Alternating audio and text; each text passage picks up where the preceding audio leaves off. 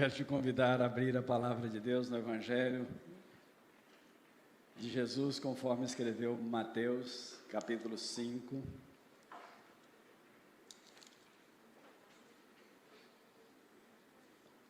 Acompanhe a leitura, farei inicialmente, versículos 1, 2, 10, 11 e 12. Mateus 5.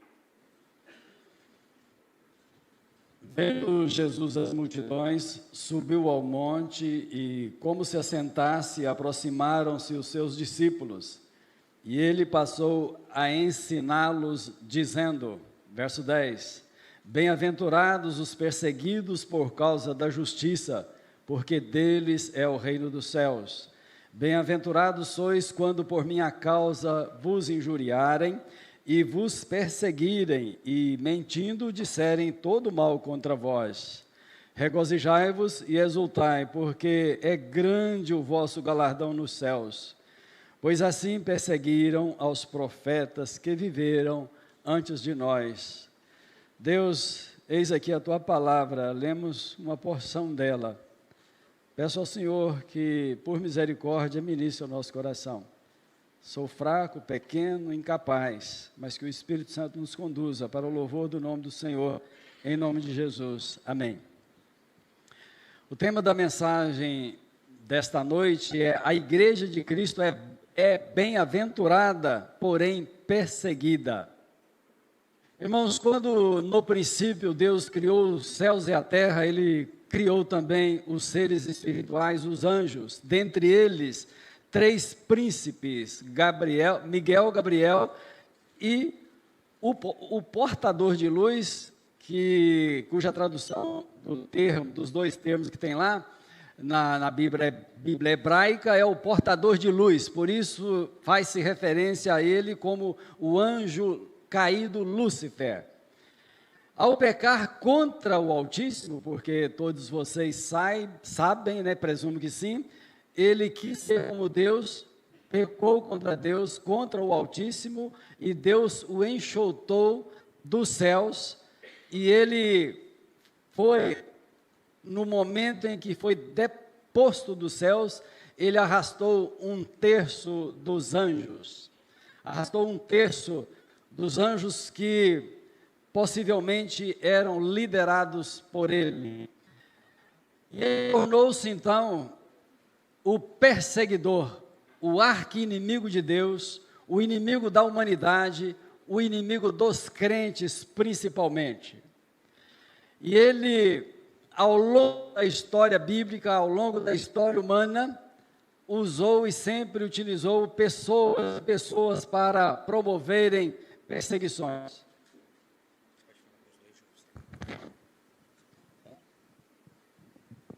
O primeiro perseguidor foi Caim, e o primeiro perseguido foi Abel. Caim foi instrumento de Satanás para cometer o primeiro homicídio, o fratricídio, matando seu próprio irmão, porque Abel era piedoso. Abel creu na primeira porção revelativa que Deus fizera aos seus pais, no caso Adão e a sua mulher. Ele creu. Por outro lado, Caim não creu. Caim, quando ofereceu do fruto da terra como uma oferta ao Senhor, presumia ele que seria aceita a sua oferta, bem como a sua pessoa, mas vendo que Abel ofereceu holocausto, ofereceu sacrifício da primícia dos seus rebanhos, e ali a oferta de Abel fora aceita, ele invejou o seu irmão e, enfurecido contra o seu irmão, o matou. Estou dizendo isso, irmãos, para vocês pensarem junto comigo, pensarmos juntos como Satanás tem agido ao longo da história para perverter a raça humana, para tentar, para matar, para destruir, e ele utiliza diversos meios, e a perseguição é um deles.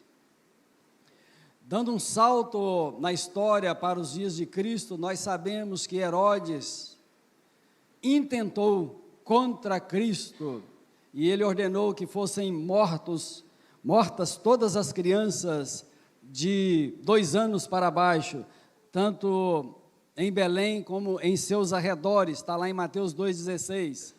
Muitas foram as tentativas de Satanás contra Jesus, o descendente da mulher, que fora revelado lá no início, quando da queda dele, quando ele, depois de sua queda, que ele levou os nossos primeiros pais a pecarem contra Deus, e então ele veio agindo em toda a história contra tudo que é de Deus. Então as perseguições são uma das marcas da Igreja de Cristo. Eu quero considerar algumas lições, extrair do texto algumas lições para nós. A primeira é sob o título, essas lições estão sob esse título: a Igreja de Cristo é bem-aventurada porque Cristo está com ela. Nós vimos aqui nos versículos 1 e 2, que Jesus ensinou às multidões à distância, mas aos seus discípulos ele ensinou de perto. Eis aqui uma revelação significativa, meus irmãos. Aqueles discípulos foram alvos da graça de Deus e eles foram ensinados de uma forma particular, bem de perto. O Senhor revelou o Pai a eles e os conduziu no caminho, forjou o caráter deles, os preparou e os capacitou a pregarem o Evangelho. Eles caminharam com Cristo durante cerca de 3 anos, foi um intensivão, utilizando aí uma palavra, né, dos que vão para o intensivão para depois prestarem vestibular, e eles foram altamente desafiados por Cristo. Por quê? Porque os padrões do mestre não eram os padrões dos líderes religiosos do judaísmo, não eram tampouco os padrões do Império Romano, nem dos filósofos e nem do povo grego. Por essas e outras razões, os discípulos de Cristo muitas vezes sentiram-se confusos e inseguros. Sendo judeus, descendentes de Abraão, semitas, né, descendentes de Sem, depois de Abraão, acreditavam nos ensinamentos do judaísmo e aguardavam a vinda do Messias, em quem tinham a esperança de serem libertos de toda a opressão que lhes impunha o Império Romano.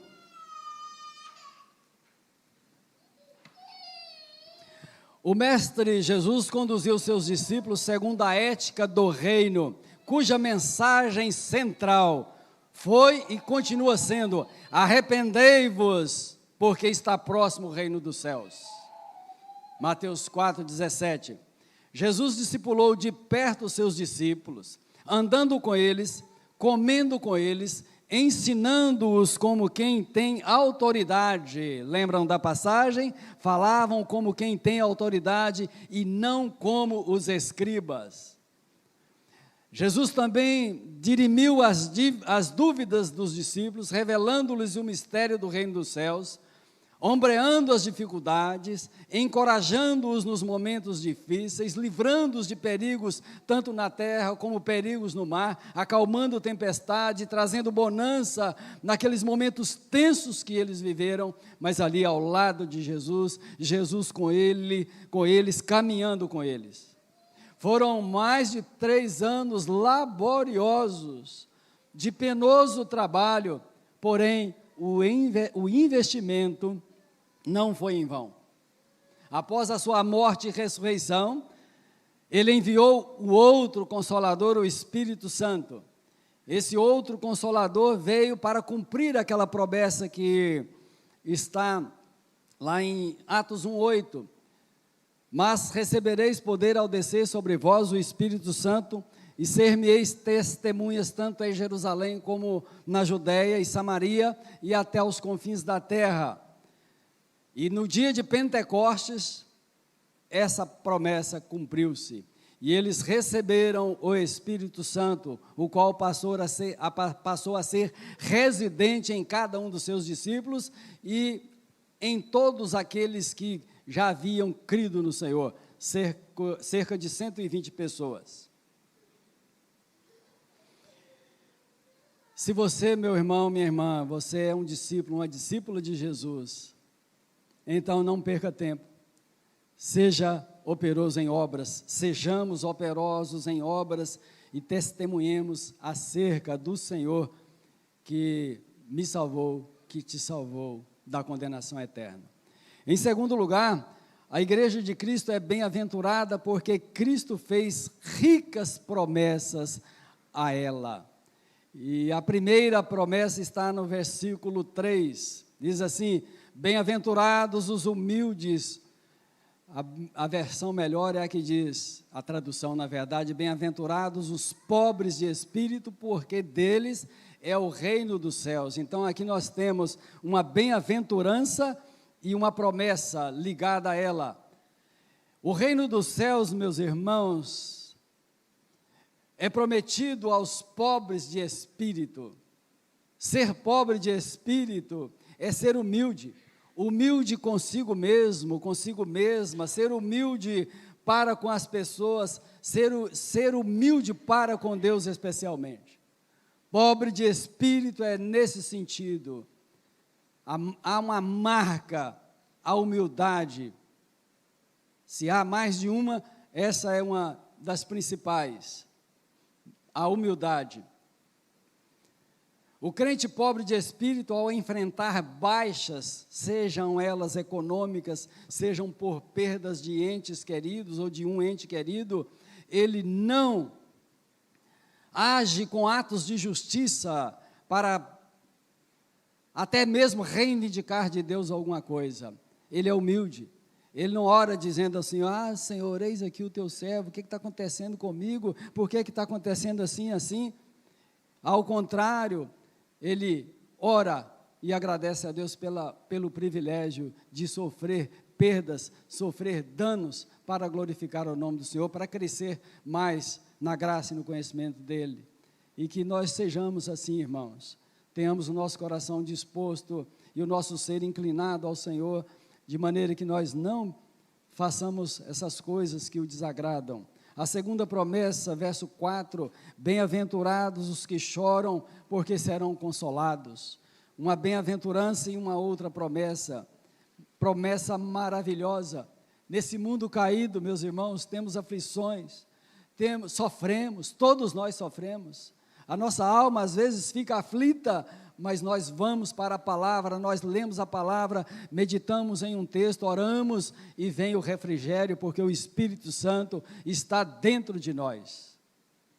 Glória a Deus por isso. Terceira promessa, bem-aventurados, versículo 5, os mansos, porque herdarão a terra. O judaísmo ensinava e o povo esperava, inclusive os discípulos, que o descendente de Davi reinasse. Havia a expectativa de que Israel reinasse com o Senhor, eles entendiam isso, eles aguardavam o Messias, entendiam que seu reino seria tomado à força, mas Jesus ensinou para eles e ensina para nós que os mansos herdarão a terra, não é por força, não é pela espada, mas é pelo Senhor mesmo, e nós haveremos de herdar a terra.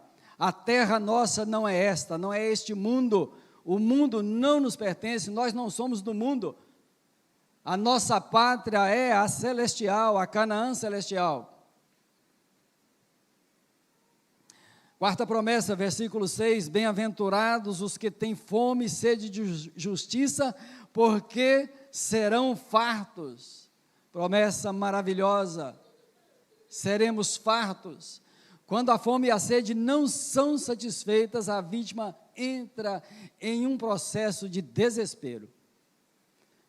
Eu nunca passei fome ao ponto de ficar desesperado, aliás, nunca passei.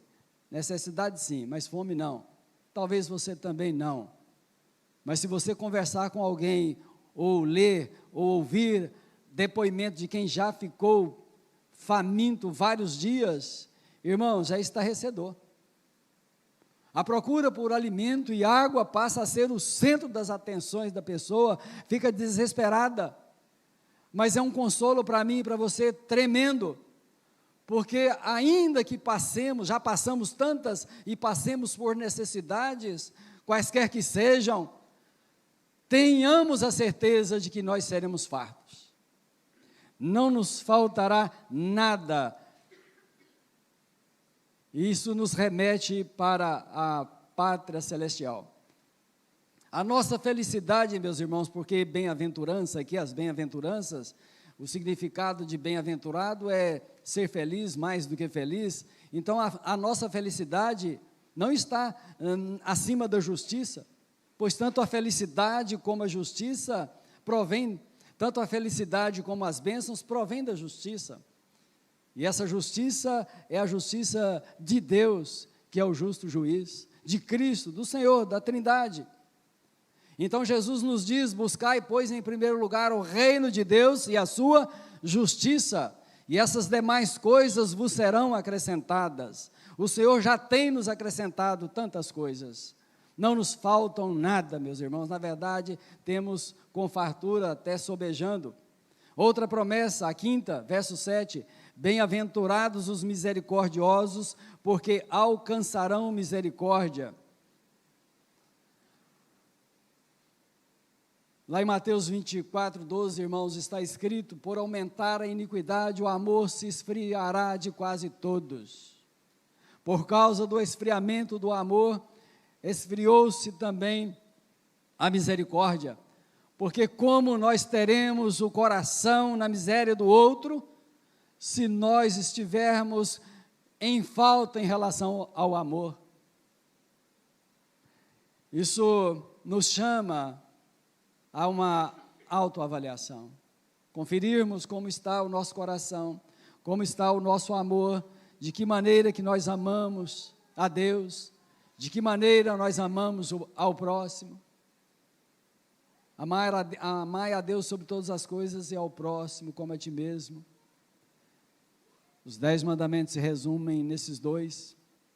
Sejamos misericordiosos, meus irmãos, amemos profundamente a Deus, procuremos de fato a amá-lo. O que você precisa fazer, o que eu preciso de fazer? Jesus já fez tudo por nós, mas nós precisamos dedicar tempo para estreitarmos o nosso relacionamento com Deus, porque o nosso amor na horizontal depende do nosso amor na vertical, amor para com Deus. A sexta promessa, já estamos primeira, segunda, terceira. Bem-aventurados os limpos de coração, porque verão a Deus, Conforme dissemos, os líderes religiosos eram exigentes quanto aos preceitos da lei, inclusive quanto à purificação. Jesus os chamou a isso, para que fossem limpos de coração. A limpeza externa é importante, mas não é a principal. Não comer sem antes lavar a mão é legalismo, e Jesus ensinou que era a pureza do coração que ele queria. Os limpos de coração verão a Deus.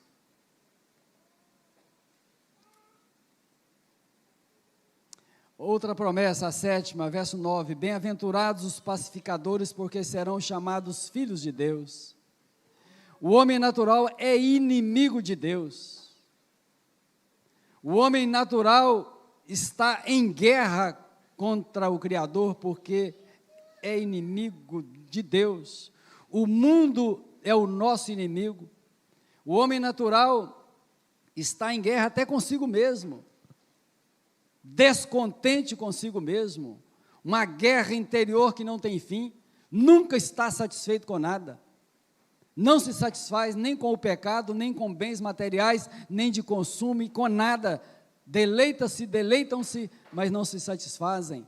É uma espécie de âmago oco que não tem como preencher, porque esse vazio só pode ser preenchido por Deus, por Cristo. Nós somos bem-aventurados, nós somos felizes, mais do que felizes, sendo também pacificadores. Nós gozamos da permanente paz que é fruto da reconciliação com Deus, porque Deus nos reconciliou consigo. Romanos 5:1 diz: justificados, pois, mediante a fé, temos paz com Deus.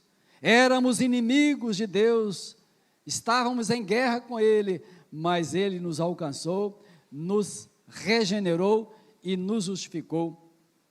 As maravilhosas recompensas do pacificador é a de ser chamado filho de Deus. Glorifique ao Senhor por isso. Você tem a paz do Senhor no teu coração, então você deve ser, sim, e eu creio que você é, uma agente da paz, proclamando também o evangelho da paz. Em terceiro lugar, a plena felicidade em Cristo é o sustentáculo dos perseguidos.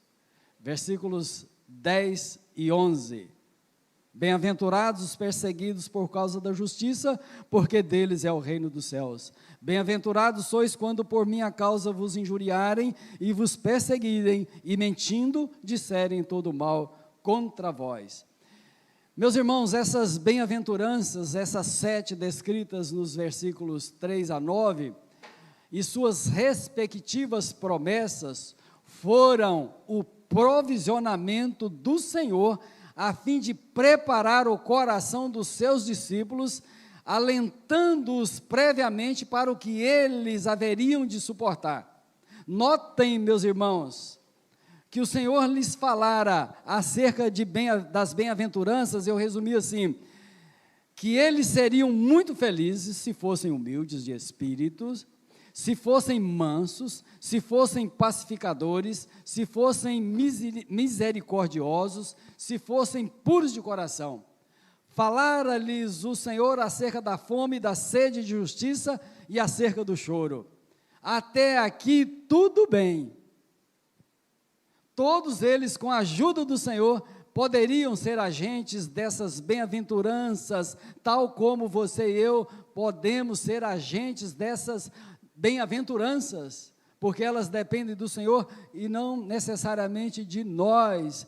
Nós somos mais quase que agentes passivos disso, temos participação ativa, mas somos alvos da graça de Deus. Mas nesse ponto agora, em que Jesus disse a eles, bem-aventurados os perseguidos por causa da justiça.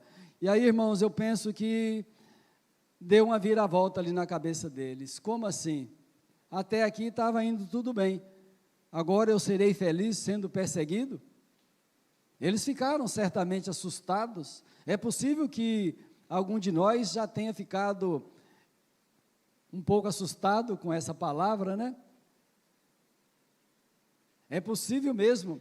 E olha bem, conforme nós lemos, o que nós podemos pensar? Francamente, como podemos conciliar a felicidade, uma felicidade plena, essas bem-aventuranças, com as perseguições? Como conciliar? Como conciliar a felicidade plena com as mentiras, as injúrias proferidas pelos inimigos nossos? Proferidas pelos inimigos do Senhor, porque os inimigos do Senhor são também os nossos inimigos. O mundo nos odeia, e se o mundo não nos odeia, alguma coisa está errada, porque nós não somos desse mundo. Estou falando do mundo e das coisas do mundo, não de pessoas, de nós para com elas, porque a nossa luta não é contra sangue e carne, é contra principados e potestades, é contra esse inimigo Satanás que vem percorrendo a história, fazendo o que é mal, operando incansavelmente o mal.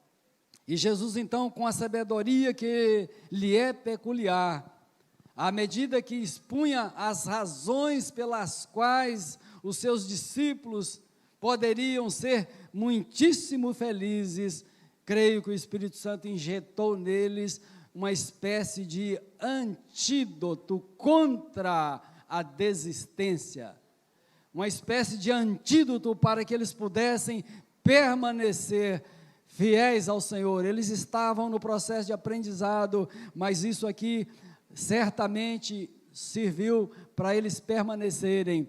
e depois que eles receberam o Espírito Santo dentro deles, conforme nós já mencionamos, eles passaram a ser realmente perseguidos, e a história nos mostra que daqueles 12 inicialmente, exceto Judas que se enforcou, 10 foram martirizados.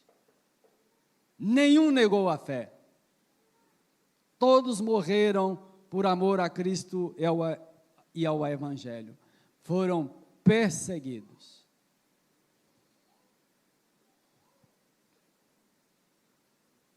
Quanto a mim e a você, quanto a você e a mim, estamos fortalecidos o suficiente para enfrentar alegremente perseguições?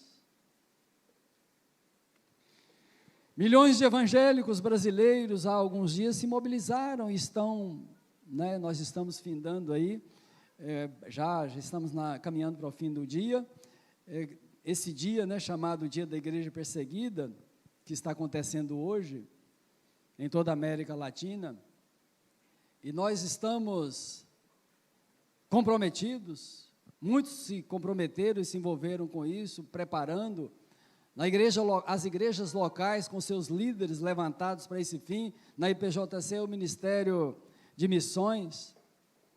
Então, esse é o maior movimento de oração em favor dos cristãos perseguidos.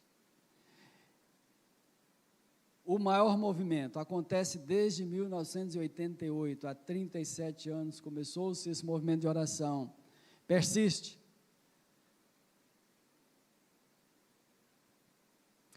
Mas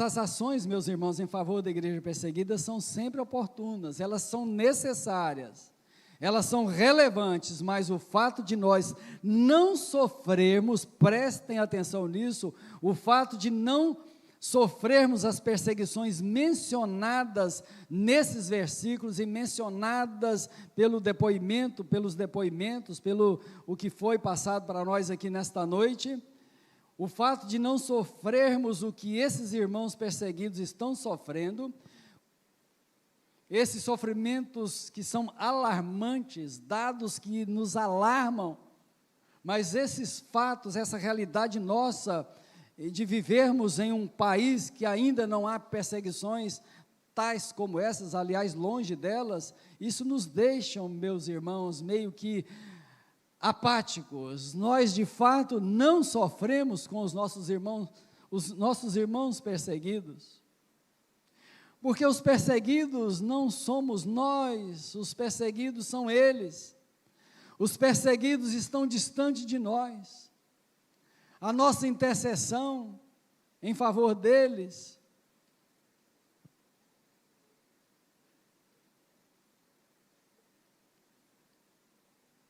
foram poucas intercessões. E eu sou o primeiro a confessar o meu pecado em relação à igreja perseguida. Não tenho dedicado o tempo que nós deveríamos dedicar, que eu deveria dedicar em favor deles. Que o Senhor desperte-nos. Eles estão distantes de nós. Então nós lembramos deles um dia por ano? A pergunta é, será que o dia da igreja perseguida deve ser, claro, ele é específico, mas para nós pensarmos e respondermos, basta que eu e você, individualmente, intercedamos por esses irmãos, comprados pelo mesmo sangue, pelo mesmo sacrifício, do mesmo Senhor Jesus, um dia seria suficiente? Ou se pensarmos, por exemplo, no relógio de oração, ano passado, acho que foi ano passado, teve o relógio de oração, e aí a gente escolhia lá 1 hora, é para você e eu pensarmos mesmo, eu já pensei bastante sobre isso, e cabe a nós o coragem de vergonha,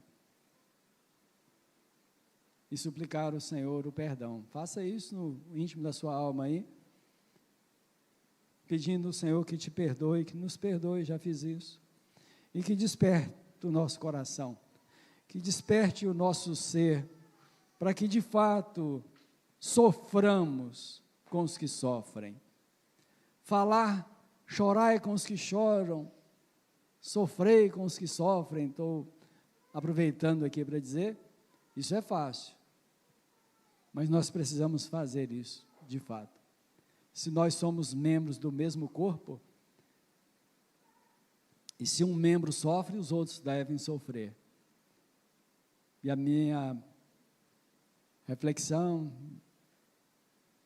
o que pensei bastante foi sobre isso. E trago para você também.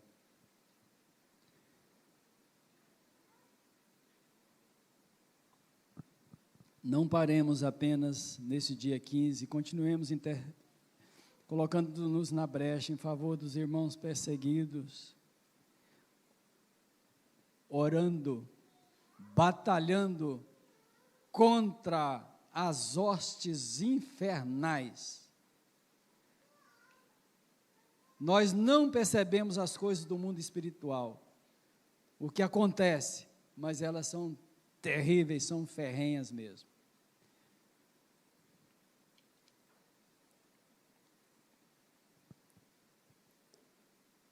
Nós precisamos rasgar o nosso coração.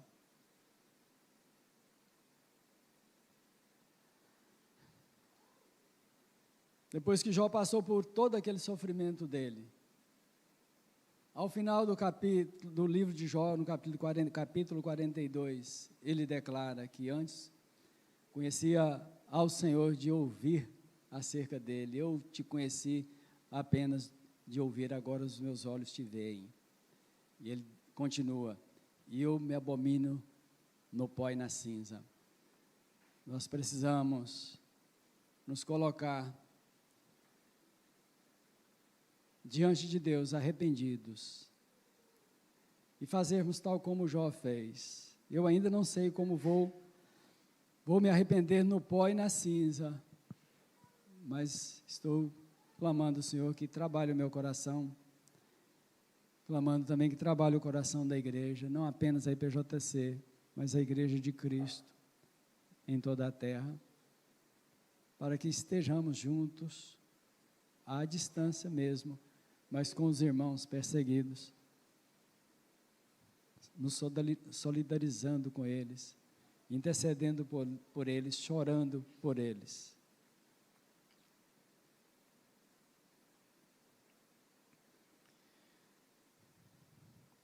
Nós precisamos ir além.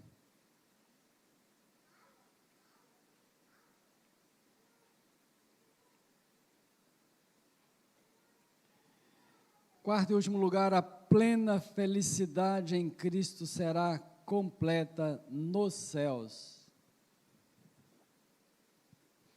Versículo 12: regozijai-vos e exultai, porque é grande o vosso galardão nos céus, pois assim perseguiram aos profetas que viveram antes de vós. Regozijai-vos e exultai. A promessa contida nesse versículo deve nos manter exultantes e felizes por causa do privilégio que temos de servir ao Deus vivo, mesmo sob perseguições. E também pela promessa de galardão que se cumprirá no céu naquele glorioso dia. Nós compreendemos que a recompensa final se dará no céu. As bem-aventuranças são para agora também, nós experimentamos um pouco delas, nós somos felizes no Senhor, nós somos mais do que felizes, nós estamos contentes pelo que o Senhor é na nossa vida, e nós podemos alcançar mais ainda de Deus, à medida que nós crescermos na graça e no conhecimento dEle, e conhecimento também experimental. O Senhor da igreja está nos dizendo, regozijai-vos e exultai. Por quê? Porque grande é o nosso galardão, prometido já. E aí Jesus faz uma ligação, dizendo o seguinte, pois assim perseguiram os profetas que viveram antes de vós. Ele estava dizendo para os discípulos e dizendo a nós, que o galardão é grande, E aí ele linka isso aqui com as perseguições que viriam sobre aqueles discípulos. E se vierem perseguições contra nós, como nós agiremos? Nós poderemos sofrer perseguições no futuro próximo, quem sabe? Aí tem uma pergunta que eu fiz para mim, faço para você. Você está preparado? Você está preparada? O cerco está se fechando, meus irmãos. Não nos iludamos. Não pense que está tudo bonança. Com Cristo está tudo bem. Mas esse mundo que jaz no maligno, no Satanás, né? No maligno, conforme Jesus nos diz, é um mundo perverso que está sendo conduzido por este príncipe, mas Deus está acima dele, acima de todos os demônios e principados e potestades. Mas presta atenção, há um plano luciferiano em execução. Satanás age desde o princípio, quando ele caiu. Ele espreitou a vida do primeiro casal, até levá-los ao pecado. Então ele está em execução do seu plano maligno. Qual é o plano maligno de Satanás, de Lúcifer? É fazer as piores coisas que existem. Em última instância, é levar o maior número de pessoas para o inferno. Por que o cerco está se fechando? Vou dar um exemplo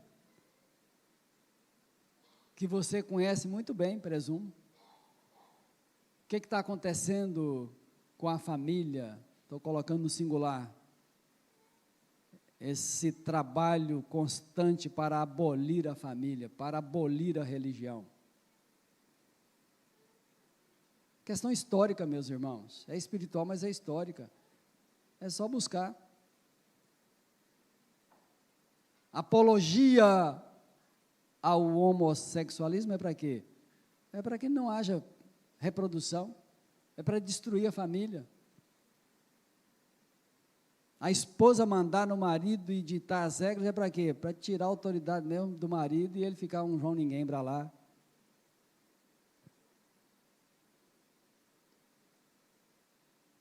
A destruição das famílias é também alvo de Satanás. A abolição da religião também, religião cristã. E já há leis no Brasil que já restringem. Já existem restrições quanto ao conteúdo da mensagem a ser pregada. Por força de lei, querem impor limites em nossa pregação. Querem dizer o que não podemos pregar. Claro que eles não entendem nada, né? Mas vão nos atacar e querendo nos frear quanto àquilo que eles entendem que é discriminar alguém. Daqui a pouco vão dizer, não pode nem citar o nome, o termo homossexualismo, que vão prender o pregador. Será que farão isso? Estamos correndo esse risco já. Vamos nos calar? Quem tem compromisso com a pregação da palavra tem que ter coragem para pregar, ainda que corra o risco de ser preso. Hoje está prendendo sem julgar, né? Simplesmente manda prender, vai lá e prende, não tem julgamento, não tem nada. Vamos nos calar? Todo o desígnio de Deus precisa ser pregado. A palavra de Deus é a verdade, ela está acima de todos os ideais do demônio, do Satanás e de todos que servem a ele. E nós, como servos de Deus, comprometidos com o Evangelho, precisamos pregar todo o desígnio de Deus, ainda que venham as perseguições. O Brasil está caminhando para isso, mas a nossa confiança está posta no Senhor. Importa servir. Importa antes obedecer a Deus do que aos homens.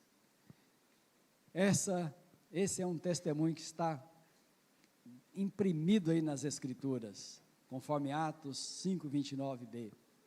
Importa obedecer a Deus do que aos homens. Perseguições, nós não as temos ainda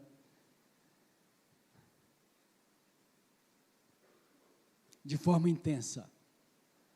Mas, irmãos, busquemos o Senhor. Busquemos o Senhor, aproveitemos as oportunidades que nós temos. O pastor André comentou aqui.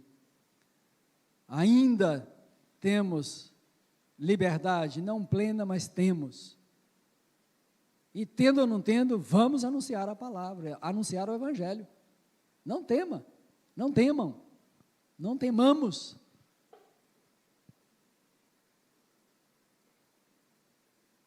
Pessoas são mortas, decapitadas às vezes, por servirem a Cristo. Será que nós somos tão privilegiados assim? Que não podemos ou não possamos admitir uma perseguição em um nível muito difícil, talvez? Oremos ao Senhor, clamemos ao Senhor, que toda a vontade dEle, a gente sabe que será feita. Se Ele permitir e direcionar para que sejamos perseguidos, tendo Ele propósitos nisso, nós poderemos sim enfrentar perseguições acirradas, que poderão intentar contra a nossa própria vida, mas estejamos firmes, trabalhemos nesse sentido. Talvez seja aqui um alerta, né? A gente não sabe o dia de amanhã, quem sabe o dia de amanhã é o Senhor. O dia de amanhã que nós sabemos é que nós estaremos para sempre com o Senhor, quando Ele te chamar, quando Ele chamar a cada um de nós, ou quando Ele voltar. A nossa certeza, a nossa viva esperança, que nos traz alento e nos traz coragem, faz de fracos como nós, pessoas corajosas, é a certeza plena que nós temos em Cristo, a certeza de que somos herdeiros e co-herdeiros com Cristo, de tudo que Ele tem preparado para nós na eternidade. Que Deus te abençoe rica e poderosamente. Amém?